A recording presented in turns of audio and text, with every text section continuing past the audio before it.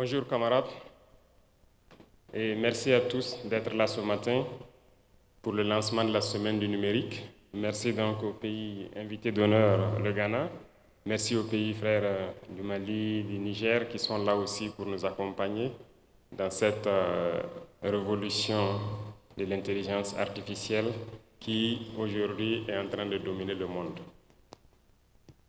Je m'en voudrais bien de commencer à parler sans rendre grâce à Dieu et aussi rendre un hommage vibrant à nos vaillantes forces combattantes sur le terrain qui, depuis ces dernières semaines, font un travail extraordinaire.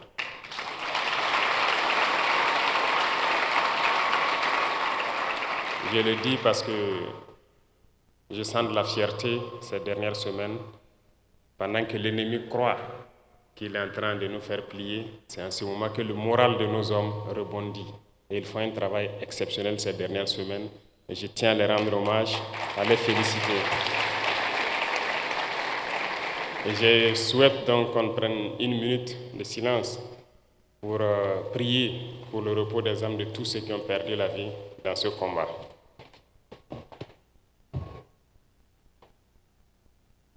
« 20e anniversaire donc de la semaine du numérique. Cela fait des décennies, si je peux le dire, que nous célébrons donc cette semaine du numérique.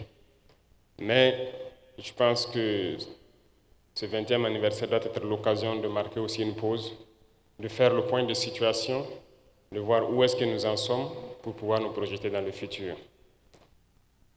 Le Burkina Faso vient de très loin en matière de numérique. Et je peux dire que nous sommes encore très loin. Beaucoup de choses ont été faites ces 2 dernières années, mais nous avions un programme articulé en 12 points que nous voulons lancer pour être en 2030 à un certain niveau qui puisse nous permettre de dire qu'en 5 ans, nous avons fait un bond d'au moins 100 ans. Et Madame le ministre a pris l'engagement, avec toute son équipe, de pouvoir mettre en œuvre ce programme. Et soyez sûrs que nous sommes là pour vous accompagner quand vous voulez, pour que cette révolution soit un succès. Le Burkina Faso a besoin de cette révolution numérique qui doit nous permettre de nous placer dans un certain niveau de développement dans la sphère mondiale. Aujourd'hui, quoi qu'on veuille, aucun domaine ne pourra donc se propulser sans le numérique. C'est pratiquement impossible. Nous avions tantôt parlé de lourdeurs administratives, de tracasseries et tout ce qui va, dont sont victimes toutes les populations, toutes les couches de nos populations sont victimes de souvent certaines lenteurs au niveau de l'administration, mais seule la digitalisation, le numérique peut nous permettre de faire un bond significatif, d'offrir des services rapides et donc à moindre coût et de faire une économie d'échelle donc dans ce service pour que nous puissions avancer dans notre administration.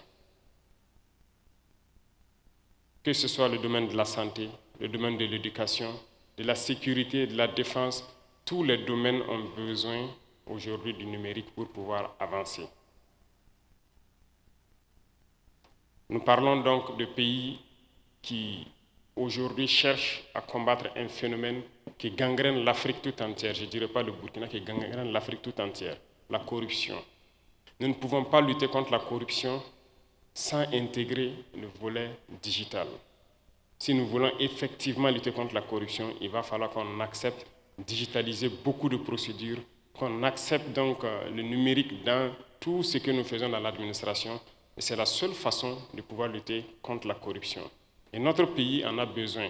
Notre pays en a drastiquement besoin, d'autant plus que nous sommes encore en train de mettre beaucoup d'énergie pour que beaucoup de secteurs soient digitalisés et nous permettent de faire un bond significatif dans la lutte contre la corruption. Et je vous invite donc à continuer dans ce sens, à intégrer, à fédérer tous les ministères sur les différentes plateformes que vous êtes en train de développer pour que cette lutte contre la corruption voit donc un grand avancement dans les 2-3 ans à venir. Si nous voulons aussi d'instruments de sécurité performants, nous n'avons pas le choix que d'intégrer l'intelligence artificielle. Et je pense que c'est une occasion de pouvoir aussi informer beaucoup de jeunes sur ce que c'est que l'emploi judicieux de l'intelligence artificielle, les prendre des exemples concrets. En matière de sécurité, en matière de défense, je vous prends un exemple. L'analyse de certaines données a besoin forcément d'intelligence artificielle pour aller très vite et être très concret. Donc aujourd'hui, la démographie et toutes les données récoltées donc par les capteurs, si je peux dire, de la sécurité, ont besoin d'une analyse rapide et succincte pour pouvoir donner des conclusions qui permettent aux différentes forces de pouvoir agir à temps et pouvoir anticiper sur tout ce qui peut toucher à la sécurité de notre pays. Aujourd'hui, en termes de défense, qui ne serait pas content que de sa position, qu'il puisse peut-être avoir des images et ses coordonnées d'une situation particulière, transmettre à une unité qui a déjà la situation en temps réel et qui doit intervenir sur le terrain. Ça permet de sauver des vies parce que ça vous permet de mieux préparer et d'anticiper la situation. Mais tout cela ne peut se faire que lorsque nous développons sérieusement nos infrastructures numériques. Et nous sommes sur cette lancée parce que le Burkina Faso, comme je l'ai dit, vient de très loin. Nous avons passé tout le temps à héberger nos données à l'étranger. Ça veut dire que nous ne sommes pas maîtres de nos propres données que nous produisons. Et nous ne pouvons pas parler de souveraineté si nous n'hébergeons pas nous-mêmes nos propres données que nous produisons ici et qu'on passe le temps à aller les exposer, à les mettre chez les autres. Donc la question de souveraineté intègre impérativement la question aussi du numérique.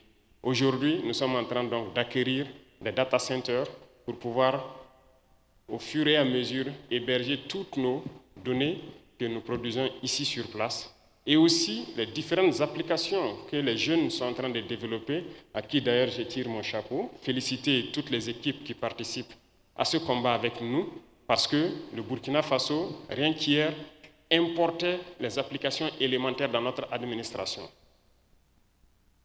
Nous ne pouvons pas parler d'indépendance et de souveraineté pour peu que nous avons besoin d'une petite application pour faciliter un service.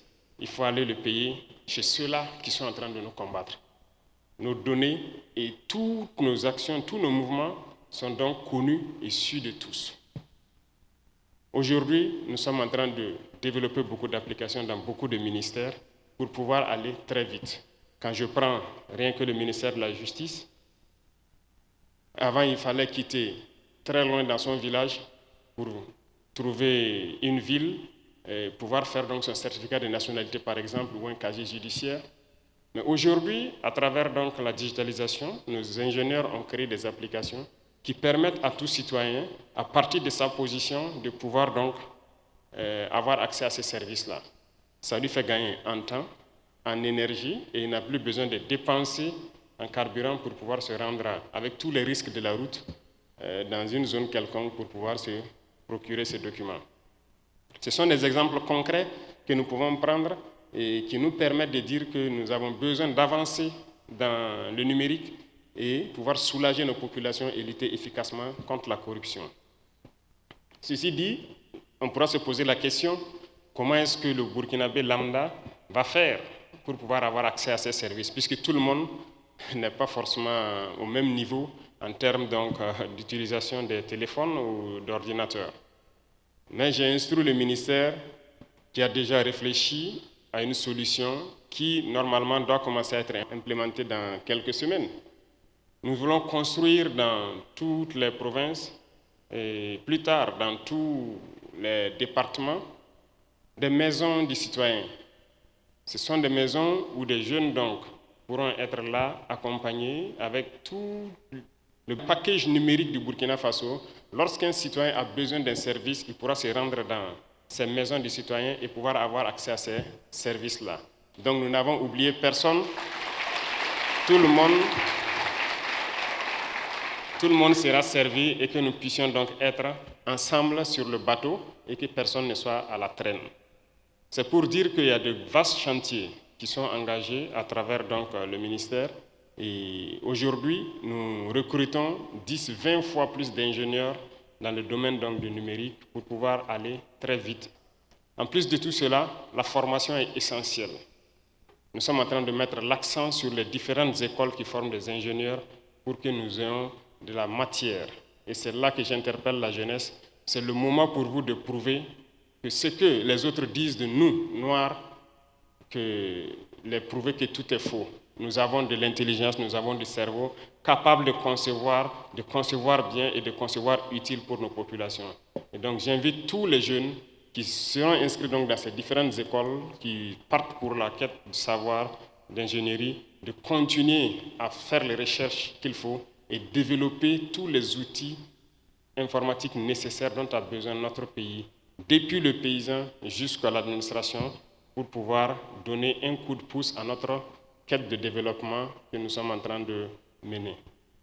Et dans quelques semaines, s'il plaît à Dieu, nous allons lancer les travaux d'une autre académie polytechnique dans lequel donc sera intégré ce volet donc de formation sur le numérique et des ingénieurs pleins devront sortir donc de ces universités dans quelques années et pouvoir être au service donc du peuple.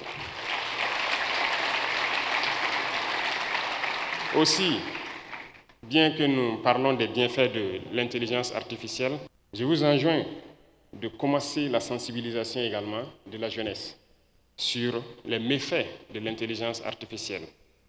L'intelligence artificielle est un outil qui doit nous permettre d'avancer, mais pas un outil qui doit désorienter la jeunesse.